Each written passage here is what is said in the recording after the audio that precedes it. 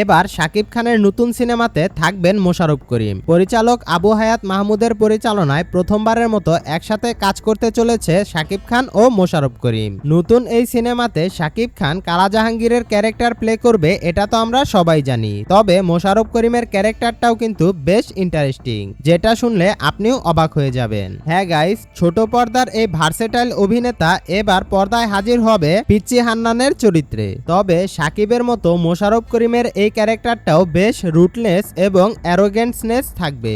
ইনসাফ সিনেমাতে অলরেডি মোশাররফ করিম তার জাত চিনিয়ে দিয়েছে, যেখানে তার অভিনয় পারফরমেন্স ছিল অসাধারণ। বরাবরই তিনি একজন গুড অ্যাক্টর, তবে এবার যেন শাকিবের সিনেমাতে তার থাকার বিষয়টা বেশ ইন্টারেস্টিং লাগছে।